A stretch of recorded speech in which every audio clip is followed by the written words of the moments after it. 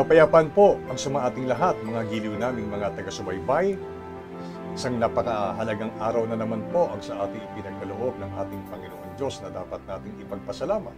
Sapagkat sa pagkakataong ito ay patuloy tayong makakarinig ng mga banal na kalooban ng Diyos na hango po sa mga banal na kasulatan. At ito po ay inihahatid sa inyo ng programang Ang Kabanal-Banalan.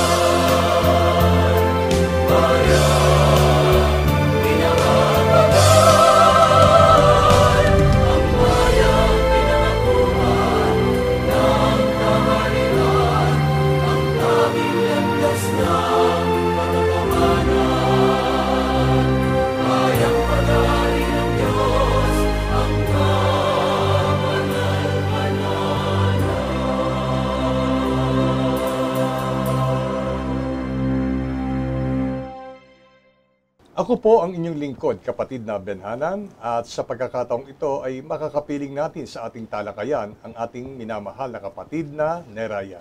Kapayapaan po, kapatid na Neraya. Kapayapaan din pong sumainyo, kapatid na Benhanan, at kapayapaan po sa inyo, mga mahal naming taga-subaybay ng programang ito na Ang Kabanal-Banalan. Isang napakahalagang paksa po ang ngayon ay nakahanda at sana po ay patuloy nating subaybayan ng buong katimtiman at atin pong ituon ang ating mga pakinig upang lalo nating maunawaan ang kalooban ng Diyos para sa atin na mga tao. Sapagkat sa pagkakataong ito, ang paksa ay tatalakay po kung papaanong ang tao ay makatitiyak ng kanyang kaligtasan, ng kanyang kaluluwa. At gayon din ay tatalakayin po natin ang kasalukuyang takbo na nagiging normal na lamang para sa tao, yung kanyang ginagawang pamumuhay sa ibabaw ng lupa. Kaya nawa ay salaminin natin ang paraan ng ating pamumuhay sa kasalukuyan sa mga aral na atin pong mapapakinggan sa araw na ito. Ang paksa po ay nagsasabing magsisi at magbago sa ating ikaliligtas. Napaka-importante po para sa tao ang pagsisisi, at pagkatapos ng pagsisisi ay ang kaukulang pagbabago ng paraan ng kanyang pamumuhay. Sa ganito ay maaabot niya ang tinatawag na kaligtasan. Kung papaano ang paraan, siyang tatalakayin po natin sa buong panahon ng atin pong pag-aaral. Kapatid na Neraya, ano po ba ang nararapat na maging pangunawa nating mga tao sa panibagong taon na idinaragdag ng Diyos sa buhay ng bawat tao? Ang unang sagot po ng banal na kasulatan ay mababasa po natin sa Apokalipsis, Kapitulo 2, versikulo 21. Sasalin po ng Biblia na Tagalog, Popular Version. Binigyan ko siya ng sapat na panahon upang pagsisihan at talikdan ang mahalay na pamumuhay, ngunit ayaw niyang magbago. Sa talata po na ating narinig na binasa ng kapatid na Benhanan, ay maunawa natin ang pahayag ng ating Panginoong Diyos tungkol sa atin na mga tao. At kung ito'y tatanggapin natin as ay individual na pagpapayo, ay maunawa natin ang kalooban ng Panginoon. Ano ang kanyang sabi? Binigyan ko siya ng sapat na panahon upang pagsisihan at talikdan ang mahalay na pamumuhay, ngunit ayaw niyang magbago. So, ang dapat po na maging pagkaunawa natin at pagtanggap sa panibagong taon ng ating buhay, ito po ay kaloob ng Diyos sa atin. Wala naman pong nabubuhay sa ganang kanyang sarili. At wala rin pong namamatay sa ganang kanyang sarili. Nasa kapahintulutan ng Diyos kung ang tao ay hanggang doon na lang o araw ng kanyang pagpanaw. At napakatiyak kung bakit patuloy tayong nabubuhay, lalo na po sa panibagong taon na ito na ating nilalakaran, yan po ay kaloob ng Diyos. At merong layunin ng Diyos kung bakit niya patuloy na dinurugtungan ang ating buhay, ang ating kalakasan. Gaya ng ating narinig, yan po ay pagkakataon para bigyan tayo ng pagkakataon na talikdan, pagsisihan yung ating mahalay na pamumuhay. Sa ibang salita po ng mahalay na pamumuhay, yung liko o tinatawag na masamang paraan ng pamumuhay na gusto ng Diyos, yun ay ating baguhin. So sa panibagong taon, ng panibagong ating buhay, dapat may pagbabago at kung merong babaguhin, tatalikdan natin at pagsisisihan yung masamang pamumuhay at mabubuhay tayo sa matwid at mabuting paraan ng pamumuhay. Alam nyo, mga giliw naming mga taga-subaybay, kung minsan ay may maling pagkaunawa ang tao sa pagdaragdag ng panibagong taon na idinudugtong ng Diyos sa buhay ng mga tao. Wari bagang sinasabi ng tao na, tignan nyo nga, binibigyan pa ako ng buhay at kalakasan. Ang ibig sabihin ay pinagpapala ako ng Panginoon na kahit pa ano ang ginagawa ko sa buhay na ito ay nananatili yung pagpapala ng Diyos sa akin. Isang bagay at isang katotohanan, mga giliw naming mga taga-subaybay, ang dapat na maging pagkaunawa natin. Sa tuwing tayo po ay pinasasapit ng Diyos sa panibagong taon ng ating buhay. Halimbawa, dinaragdagan niya ang araw ng ating mga kaarawan sa lupang katawang ito. Ibig sabihin yung birthday. O dili kaya ay itong katatapos lamang na pagpapalit ng panibagong taon na kamakailan lamang ay 2023, ngayon ay 2024. Nang ibigay sa atin ng Panginoon ang mga panibagong taong ito, dapat po nating maunawaan at sampalatayanan na nagbibigay ang Diyos ng panibagong pagkakataon sa atin. Ibinibigay niya ang ating buhay at kalakasan upang maunawaan natin yung pag-ibig ng Diyos ay ibinibigay niya sa atin upang magkaroon tayo ng sapat na panahon upang tayo ay magbago. Alin po ba yung dapat nating baguhin? Na siyang sinasabi ng Biblia, ang isang mahalay na pamumuhay o likong pamumuhay o masamang pamumuhay, kapatid na Neraya. Ang ilang mga pagtalakay tungo sa pagbabago, kahit sa panahon ng mga apostol, ito po ay ipinaliwanag ng Apostol Pablo sa kanyang pagsulat sa Efeso Kapitulo 4, versikulo 23, kasama po ang 28 hanggang 29 at ang talatang 31 hanggang 32. Sasalin pa rin po ng Biblia na Tagalog, Popular Version. Pakibasa po, kapatid na Benhana, ng nilalaman ng mga talatang ito. Magbago na kayo ng diwa at pag-iisip. Ang magnanakaw ay wag nang magnakaw.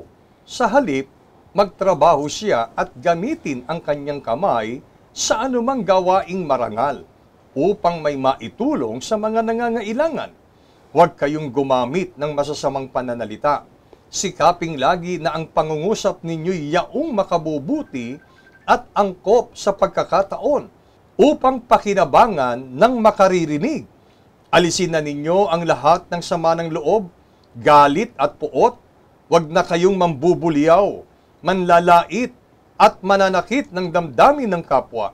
Sa halip, maging mabait kayo at maawain sa isa't isa at magpatawaran, tulad ng pagpapatawad sa inyo ng Diyos sa pamamagitan ni Kristo. Maliwanag po ang mga talatang ito na binasa at narinig po natin. Kung ito po ay ating iisa-isahin, ay matitiyak natin merong 5 mahalagang bagay na tinatalakay sa talata na may kinalaman sa pagbabago ng diwa at ng pag-iisip. Tungkol sa dating paraan ng ating pamumuhay, dating paraan ng ating pananalita, kalooban, at yung maging yung paraan ng ating pakikitungo sa ating kapwa-tao. Gaya ng ating narinig una, yun anyang nahuhulog sa kasalanang pagnanakaw. Yan. Maraming klase po yan, no?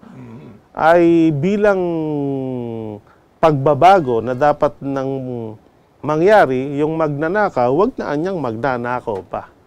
Sapagkat yun ay isang illegal na gawain sa batas ng tao at sa batas ng Diyos, yun ay masamang gawain. Sa halip, ay magtrabahoan niya siya na gamitin niya ang kanyang kamay sa anumang gawaing marangal. Magtatrabaho, yung legal na paraan ng trabaho. Yung iba naman, nagtatrabaho, illegal. So, parang hindi pa rin nababago. Parang paraan pa rin po yun ng pagnanakaw. At kung magawa ng tao yung dati siyang nagnanakaw, pero hindi na siya nagnanakaw, at mula sa illegal yung paraan ng kanyang source of income ay magiging legal, yun ho ay magtatanghal ng totoong pagbabago. At yun ay magdudulot ng kabutihan, hindi lang sa kanyang sarili, maging sa kanyang kapwa. At sabi sa talata, makakatulong siya sa nangangailangan. Na yung tulong, hindi po galing sa masama, kundi, sabi nga, pinagpawisan niya yon. Talagang galing sa legal na paraan. Pangalawa, huwag niya kayong gumamit ng masasamang pananalita. So marami pong tao ngayon talagang sa halip na gumagamit ng encouraging words, mga discouraging words ang lumalabas sa kanilang bibig. Katulad ng mga pagmumura, mga panlalait, yung mga masasakit na salita. At sikapin na niya na ang pangungusap, yaong makabubuti lamang. Yung nakapagpapatibay lamang at yung angkop sa pangangailangan o sa pagkakataon. Hindi po kasi tayo nilikha ng Diyos na binigyan ng bibig para ang gamitin natin to sa pananakit ng damdamin ng kapwa. Kundi ito ay magamit natin kung paano mapapalakas ang loob ng mga mahihinang loob at paano tayo makakapagpayo sa mga namumroblema. Yung po bang mga salitang nakakatulong sa ating mga kausap. Kaya iba, namimili talaga ng kausap Yung mga merong word of wisdom, yung pag narinig mo, nakasama mo, na-enlight siya. Yun po, yung mga may sense, merong pakinabang na mga pananalita. Hindi yung mga usapang nagdadala sa tao sa pagkakagalit o pag-aaway-away. Yun ang kasama sa dapat baguhin. Pangatlo, alisin ninyo niya ang lahat ng sama ng loob, galit at poot. So kung ano man at sino man ang naging dahilan kung bakit masama ang loob at ikaw ay nagagalit at hindi nga lang nagagalit, napopoot ka dahil tinatanim mo sa puso yung masasakit na salita na narinig mo sa iyong kapwa, yung masasakit na pangyayari na ginawa sa iyo, ay bagong taon na.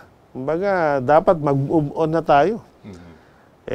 Tinatandaan pa rin natin yan, mahihirapan tayong umunlad o magtagumpay sa panibagong taon pag hindi natin babaguhin. Kaya ang turo at pagpapayo, alisin natin. So, anong paraan para maalis yan?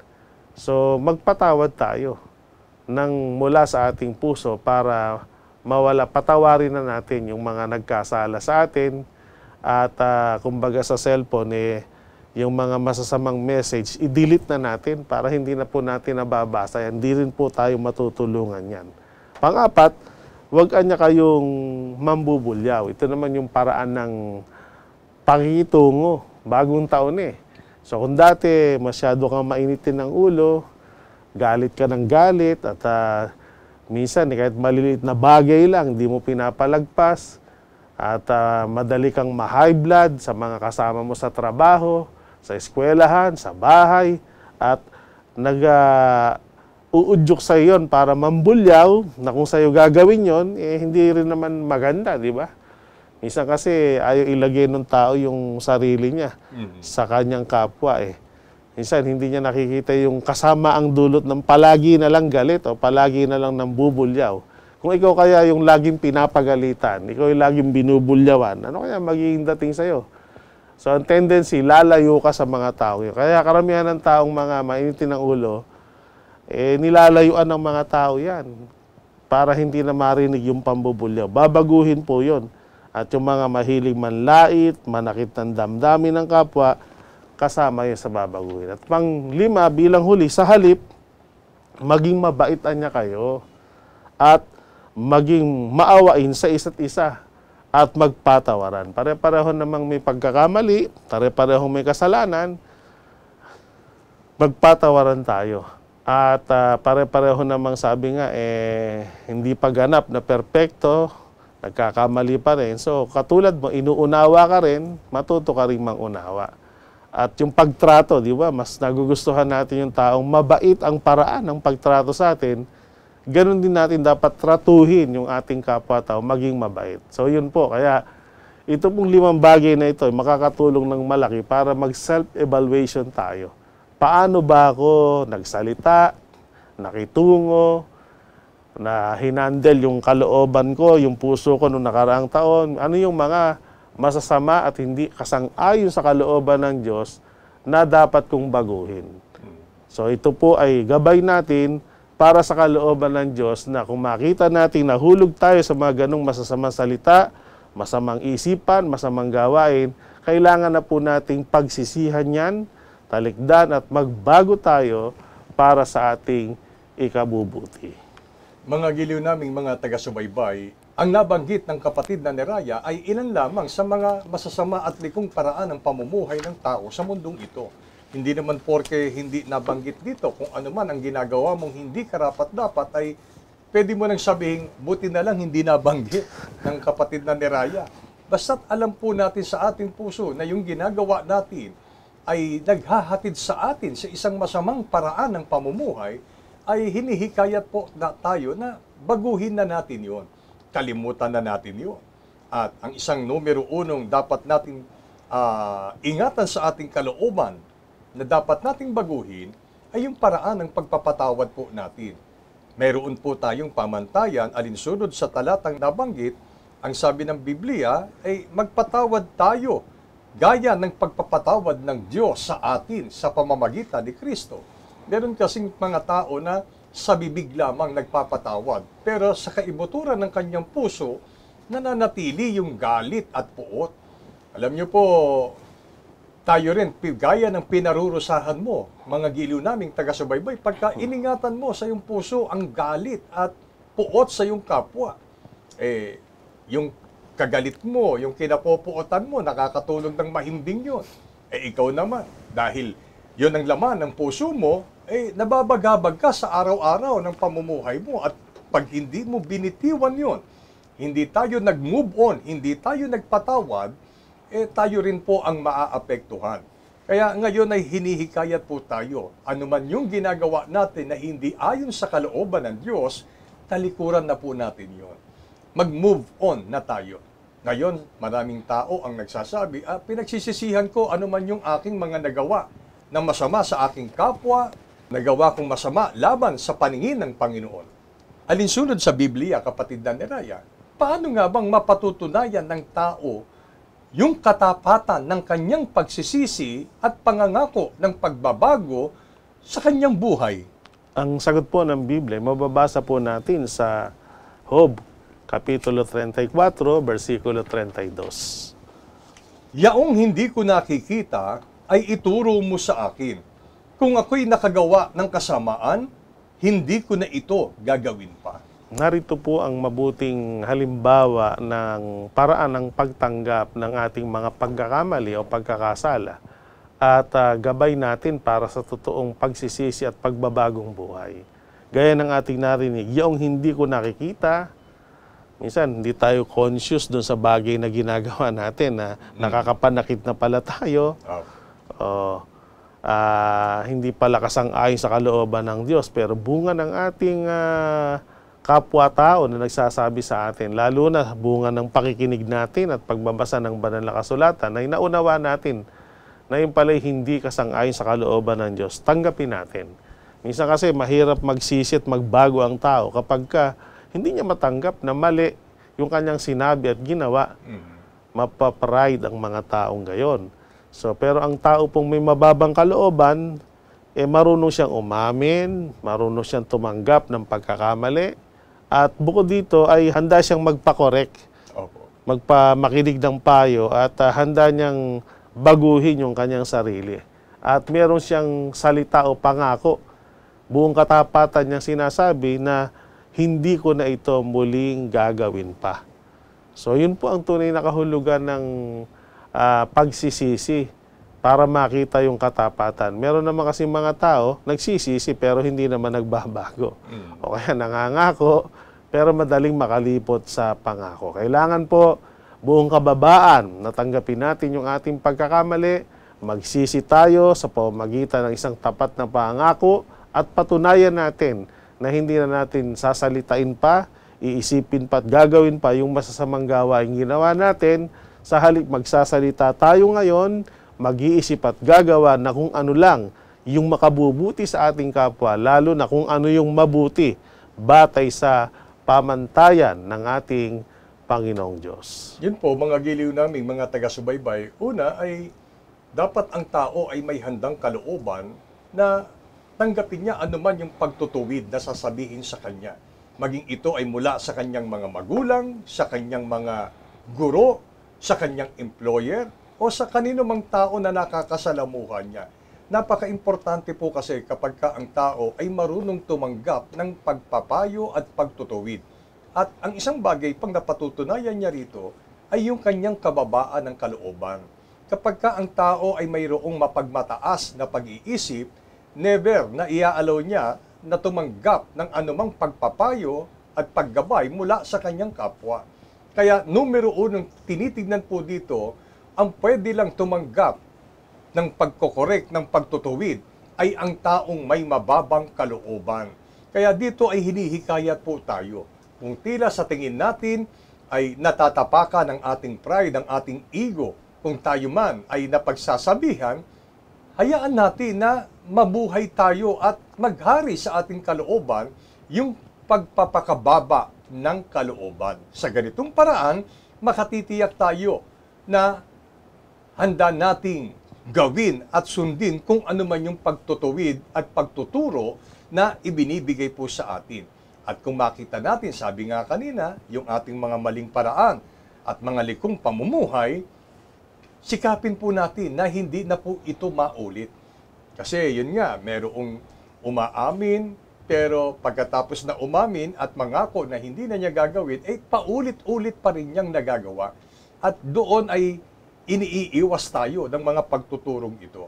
Kaya kapatid na Neraya, bukod po sa pagkakataong ibinibigay sa atin ng Panginoon, yung panibagong taon nga, at ano po ba ang tulong at paraang itinuturo ng Biblia upang tayo na mga tao ay tuluyan ng, dire-diretso ng makapagbago sa ikabubuti.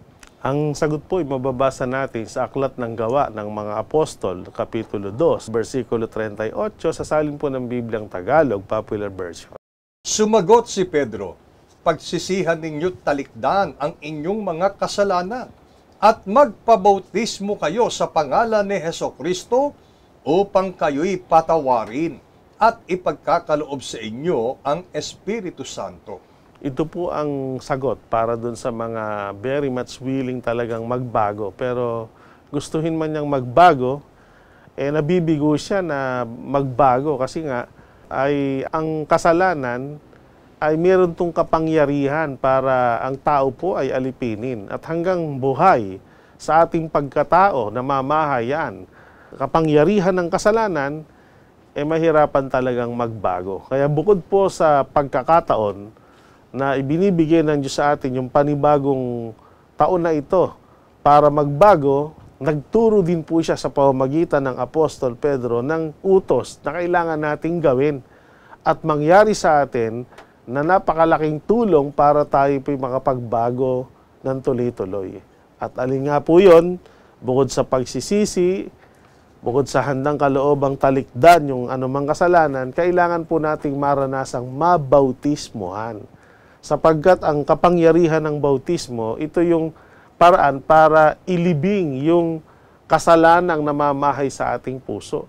At pag tayo ay nailibing na yung kapangyarihan ng kasalanan, pag tayo nabautismohan, ganap na nakalalaya tayo o nalilinis tayo sa pagkakasala. Ito yung spiritual na paraan para patayin yung kapangyarihan ng kasalanang umaalipin sa atin, na humahad lang sa atin, na gusto man nating gumawa sana ng mabuti, masama yung ating nagagawa. At gusto man sa atin nating talikuran yung gawang kasamaan, pero yun pa rin ang nababalik at balikan natin. So alam po ng Diyos, limitado lang ang ating kakayanan para sa pagbabago. Pero nagturo siya ng paraan para makapagbagong buhay tayo. Kailangang mamatay yung kapangyarihan ng kasalanang namamahay sa ating puso. At ang itinurong paraan, magpabautismo kayo sa pangalan ni Jesucristo. At pag pinag-uusapan po yung bautismo sa pangalan ni Jesucristo, sa ibang paraan ng pagpapaliwanag, bautismo sa isang katawan ni Kristo. At ang katawan ni Kristo ay spiritual na katawan na siyang tinalakay na po natin yan sa isang pagtuturo tungkol sa bautismo sa isang katawan, na ang katawang yon ay ang iglesyang kanyang pag-aari, ang kabanal-banalan. Kaya dito po natin hinihikayat ang ating mga mahal na taga-subaybay. Ang kabanal-banalang iglesia ng Diyos kay Kristo Jesus ay nagsasagawa po ng ritual na bautismo sa pangalan ng Panginoong Jesucristo.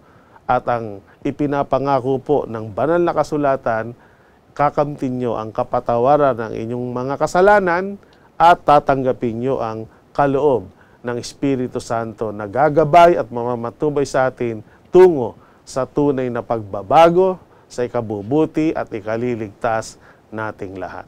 Mga giliw naming mga taga-subaybay, ngayon ay nagiging lalong malinaw po sa ating pong mga pagkaunawa na ang isang tao ay hindi sapat na magbago lamang siya. Kailangan niya po na bago yung pagbabago ay kailangan pong malinis siya sa kanyang kasalanan. Ibig sabihin, para ikaw ay malinis sa iyong kasalanan, una, tinatanggap mo na ikaw ay isang makasalanan. At kung makita mo yung kasalanan na ating nagawa, ito ay ating pagsisihan.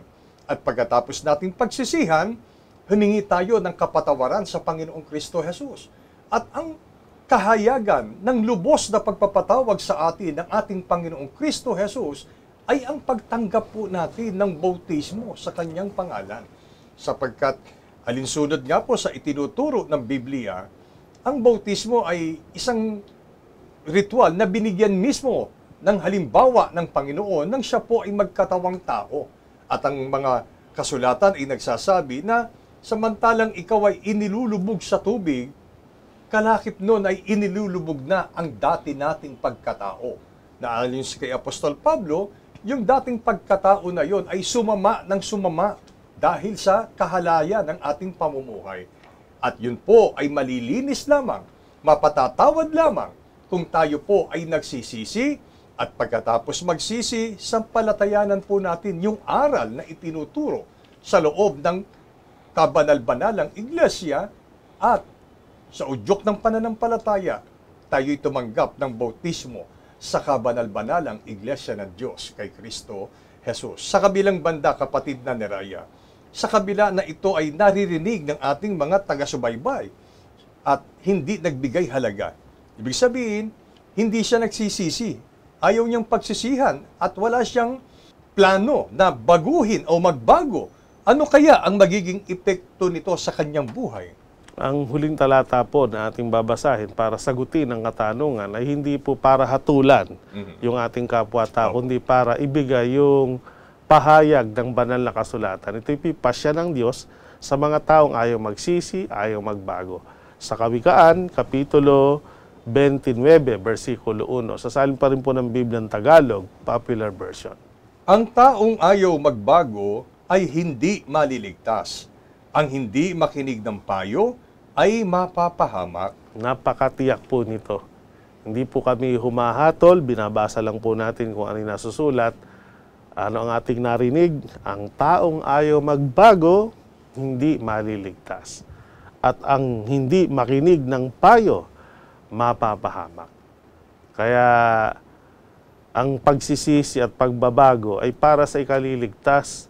Ito'y paraan para makaiwas tayo sa kapahamakan. Pero sa kabila ng mga aral, mga pagtuturo, parang lumalaban yung ating isip, nangangatwiran tayo sa aral turong ito, darating ang panahon, yung hinahangad sana nating maligtas tayo, hindi mangyayari yun.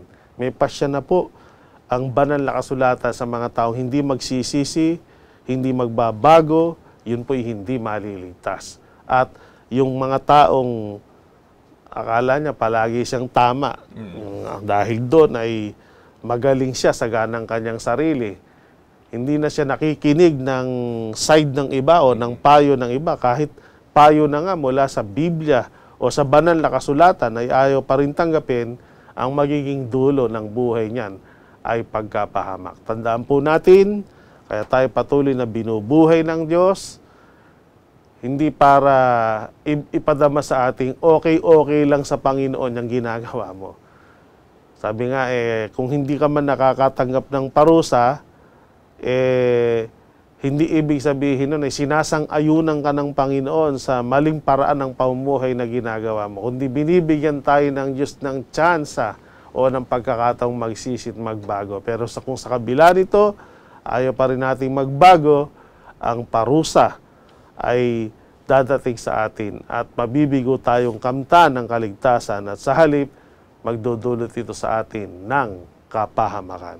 Mga giliw naming mga taga-subaybay, nawa ay naging malinaw po sa atin ang mga pagtuturong ito.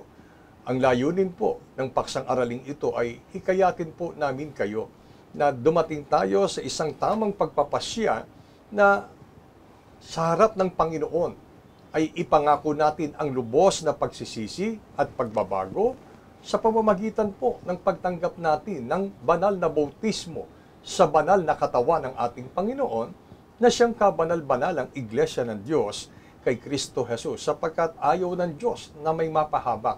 Siya ang may kalooban na ang lahat ng tao'y mga kaalam ng katotohanan at mga kaalam ng kaligtasan. Kaya dahil dito, mga giliw naming mga taga-subaybay, nawa ay tumimo sa ating kalooban ang mga pagtuturong ito, humikayat po sa atin na sa isang tiyak na panahon, tayo pong lahat ay sama-samang tahakin ang landas ng pagbabago at sa dulo noon ay tanggapin po natin ang pangakong pagliligtas ng ating kaluluwa mula sa ating kataas-taasang Diyos. Nawa ay ipagpala sa atin ang mga pagtuturong ito mula po ngayon at magpakailanman. Amen. Amen.